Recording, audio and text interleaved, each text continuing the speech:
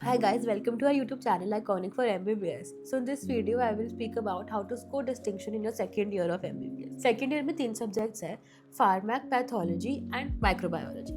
Firstly, Pharmac. Pharmac will be very easy to study. However, हमें वो याद ही नहीं रहेगा because उसमें इतनी classification, इतने name of drugs etc. है. So first we have to choose the right resources. अपने कॉन्सेप्ट स्ट्रॉन्ग करने के लिए you should study from KD Tripathi. अगर तुम्हें शॉर्ट वे चाहिए you can study from Shanbhag. Video resources देखने के लिए you should watch doctor Govind Rai Garg. उनकी resources are gold standard both for your second year exam as well as for NEET PG. Pharmac की classification याद रखने के लिए द बेस्ट वे इज कि जो भी इंपॉर्टेंट क्लासिफिकेशन है उसका तुम एक रजिस्टर बना लो, सारी क्लासिफिकेशन एंड एग्जाम्पल उसमें लिख लो. एवरी वीक या एवरी 15 डेज तुम उन्हीं क्लासिफिकेशंस को रिवाइज करते रहो. तो उससे जब तुम्हारे एग्जाम आएंगे तुमने ऑलरेडी 5-6 बार वो क्लासिफिकेशन रिवाइज कर ली हो. फार्मैक में 2 पार्ट्स होते हैं, general and systemic. First part में हमारे सारे ग्राफ्स आते हैं, न्यूमेरिकल्स आते हैं. ये हमारे मेनली प्रैक्टिकल के लिए बहुत इंपॉर्टेंट है. हाउएवर थ्योरी में भी 1-2 क्वेश्चन इसके आ सकते हैं, so we should not take it lightly. Systemic में हमारे जो इंपॉर्टेंट टॉपिक्स हैं वो है CVS, CNS, anti microbials etcetera. जो भी हम ड्रग्स के नेम्स याद कर रहे हैं वी शुड ट्राई कि हम वो नेम्स उसके डोजेस के साथ याद करें because it helps to fetch more marks. Pharmac में हमें ड्रग्स की स्पेलिंग्स की प्रैक्टिस करनी चाहिए क्योंकि अगर हमारे कॉन्सेप्ट्स भी ठीक है लेकिन स्पेलिंग रॉन्ग हो जाती है तो हमारे मार्क्स उसमें भी इफेक्ट होते हैं. Second subject is patho.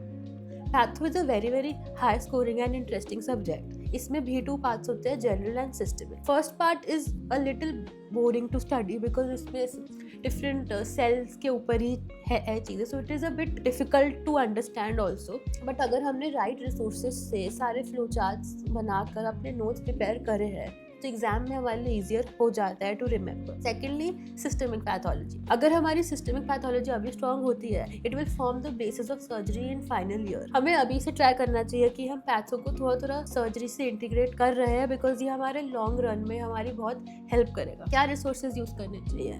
The best resource is to study from Robbins, but exam में आंसर्स के लिए we should study from Harsh Mohan. अगर तुम्हें वीडियो रिसोर्सेज देखनी है so you can watch doctor Preeti ma'am's videos. वो गोल्ड स्टैंडर्ड है for your second year exam as well as for your NEET PG. Patho में जो भी तुम आंसर लिख रहे हो फर्स्टली वो या तो फ्लो चार्ट के फॉर्म में होना चाहिए या शुड बी इन पॉइंट्स. उससे रिलेटेड डायग्राम जो हिस्टोपैथ वाला होता है वो हमें हमेशा ड्रॉ करना है विद प्रॉपर लेबलिंग्स. अगर हमारी लेबलिंग्स उल्टी हो जाती है हमारे मार्क्स पे इफेक्ट होता है. पैथो के प्रैक्टिकल के लिए हीमैट बहुत स्ट्रॉन्ग होना चाहिए. सारे टाइप्स ऑफ अनीमिया, सारे टाइप्स ऑफ ल्यूकीमियाज, उनके सारे फीचर्स हमें बहुत अच्छे से आने चाहिए. जितने भी ग्रॉस स्पेसिमेंस होते हैं उनकी आइडेंटिफिकेशन तो आनी चाहिए बट उसके रिलेटेड थ्योरी हमारी बहुत स्ट्रॉन्ग होनी चाहिए बिकॉज उस पर ही हमारा पूरा वाइवा जाता है. Third subject is micro.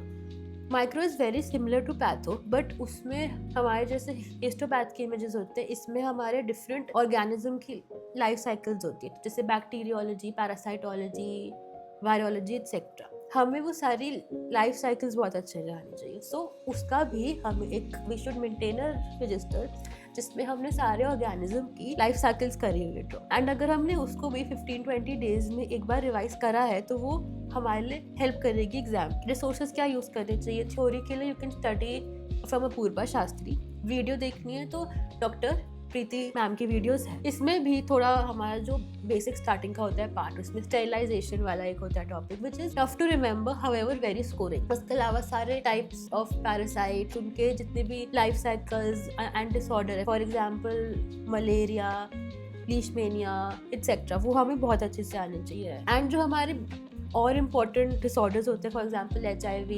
Hepatitis, उनके सारे एपिडेमियोलॉजी से लेकर ट्रीटमेंट तक बहुत अच्छे से हमें एग्जाम के लिए आने चाहिए. सारे डिसऑर्डर्स के लैब डायग्नोसिस आने चाहिए.